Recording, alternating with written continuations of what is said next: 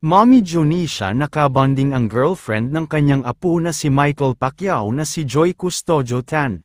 Trending at viral na ngayon online ang isang video na ibinahagi sa social media kung saan ay mapapanood na masayang nagbabonding ang girlfriend ni Michael Pacquiao na si Joy at si Mommy Junisha.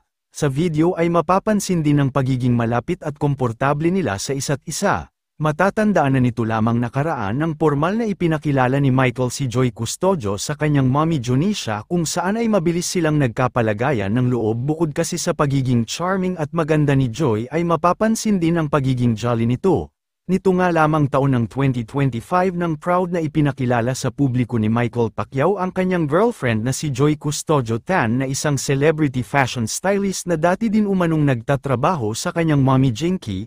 Matatandaan na pinag-usapan din noon online ang halos 15 years nilang tanda sa isa't isa dahil si Michael Pacquiao ay sa kasulukuyan ay 23 years old pa lamang habang ang kanyang girlfriend naman na si Joy ay nasa late 30s na. Gayunpaman, ay hindi naman ito naging hadlang sa kanilang pagmamahalan. Narito panuuri naman natin ang nakakatuwang bonding moments ng girlfriend ni Michael na si Joy Custodio Tan at ang kanyang Mommy Junisha.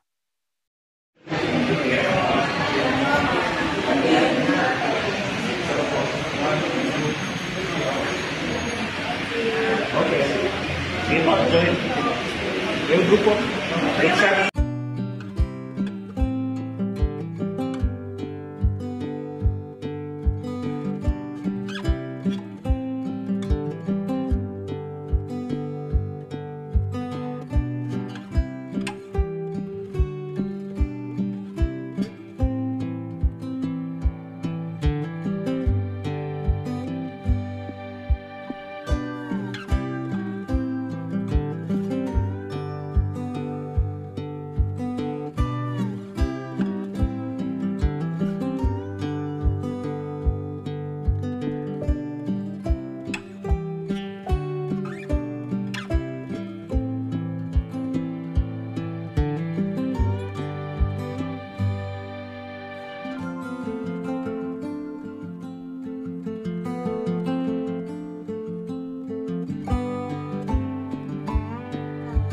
Bagay na bagay ah.